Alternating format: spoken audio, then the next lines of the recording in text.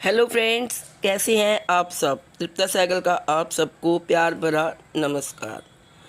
Friends, Hindu धर्म में एकादशी का व्रत महत्वपूर्ण स्थान रखता है।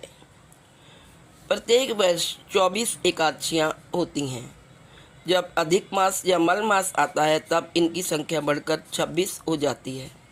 आषाढ़ मास के शुक्ल पक्ष की एकादशी को देवशयनी एकादशी कहा जाता है। कहीं कहीं इस तिथि को पद्मनाभा भी कहते हैं। सनातन धर्म में देवशयनी एकादशी का बड़ा महत्व है। मान्यता है कि इस दिन से ही प्रभु श्री हरि विष्णु 4 माह के लिए निद्रा योग में चले जाते हैं और इस दौरान मांगलिक कार्यों की मनाही होती है। इस दिन भगवान विष्णु और माँ लक्ष्मी की विधिवत पूजा की जाती है। धार्मिक मान्यता है कि देवशयनी एकादशी से ही प्रभु श्री हरि विष्णु 4 माह के लिए निद्रा योग में चले जाते हैं। इस दिन से ही चातुर्मास की शुरुआत होती है। इस दौरान शादी विवाह, सगाई, मुंडन, गृह प्रवेश आदि मांगलिक कार्य को मनाना वर्जित माना जाता है। देवशयनी एकादशी को हरिशयनी और सौभाग्यदायिनी एकादशी के नाम से भी जाना जाता है। पंचांग के अनुसार इस साल 17 जुलाई को देवशयनी एकादशी मनाई जाएगी। आइए जानते हैं देवशयनी एकादशी की सही तिथि, शुभ मुहूर्त और चातुर्मास में किन कार्यों को नहीं करना चाहिए। सबसे पहले जानेंगे कब है देवशयनी एकादशी। दृक पंचांग के अनुसार आषाढ़ मास के शुक्ल पक्ष की एकादशी तिथि का प्रारंभ 16 जुलाई को दोपहर 12:03 पर हो रहा है और अगले दिन यानी जुलाई को दोपहर 12:32 पर ये एकादशी समाप्त हो रही है। इसलिए उदय तिथि के अनुसार 17 जुलाई को ही देवशयनी एकादशी का व्रत रखा जाएगा। आइए अब जानते हैं पूजा का शुभ मुहूर्त। इस साल देवशयनी एकादशी पर सर्वार्थ सिद्धि योग, अमृत सिद्धि योग, शुक्ल योग और शुभ योग समेत 4 शुभ योग का निर्माण हो रहा है। 17 जुलाई को ब्रह्म मुहूर्त में विष्णु जी की आराधना के लिए सबसे उत्तम मुहूर्त रहेगा। आइए पारण का टाइम जानते हैं। एकादशी व्रत का पारण द्वादशी तिथि में किया जाता है। 18 जुलाई को सुबह 5:46 से लेकर सुबह 8:06 तक एकादशी व्रत का पारण किया जा सकता है। आइए जानते हैं देवशयनी एकादशी की व्रत की पूजा विधि। एकादशी की विशेष धार्मिक मान्यता होती है। कहा जाता है कि एकादशी के दिन भगवान विष्णु की पूजा आराधना करने पर भक्तों पर श्री हरि की विशेष कृपा दृष्टि पड़ती है।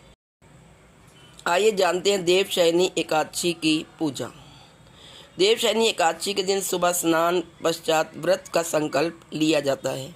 इस दिन पीले रंग के वस्त्र पहनना शुभ होता है। पूजा करने के लिए किसी चौकी पर भगवान विष्णु की प्रतिमा सजाई जाती है। भगवान विष्णु के समक्ष पीले रंग के फूल, पीले वस्त्र, चंदन आदि अर्पित किए जाते हैं। इसके अलावा पूजा सामग्री में पान, सुपारी, तुलसी के पत्ते, दीप और धूप आदि होते हैं।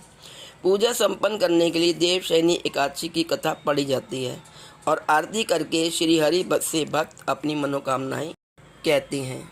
इस पावन दिन भगवान विष्णु के साथ ही माता लक्ष्मी की पूजा भी करनी चाहिए। इस दिन भगवान का अधिक से अधिक ध्यान करें। आइए जानते हैं देवशयनी एकादशी का क्या महत्व है। इस पावन दिन व्रत रखने से सभी तरह के पापों से मुक्ति मिल जाती है। इस व्रत को करने से व्यक्ति की सभी मनोकामनाएं पूर्ण हो जाती हैं। धार्मिक मान्यताओं के अनुसार एकादशी का व्रत रखने से मृत्यु के बाद मोक्ष की प्राप्ति होती है। देवशयनी एकादशी जगन्नाथ रथ यात्रा के तुरंत बाद आती है। देवशयनी एकादशी का व्रत जून या जुलाई में रखा जाता है। हिंदू पंचांग के अनुसार देव पुराणों में उल्लेख है कि देवशयनी एकादशी के दिन भगवान विष्णु 4 महीने के लिए पाताल लोक में राजा बलि के यहाँ योग निद्रा में निवास करते हैं और कार्तिक मास के शुक्ल पक्ष की एकादशी यानी देवउठनी एकादशी पर जागते हैं। विष्णु जी जगत के पालनहार हैं, लेकिन उनके योग निद्रा में जाने के बाद शिव जी सृष्टि का संचालन करते हैं। देवशयनी एकादशी से पहले ही समस्त मांगलिक कार्य जैसे विवाह, मुंडन, गृह प्रवेश और भूमि पूजा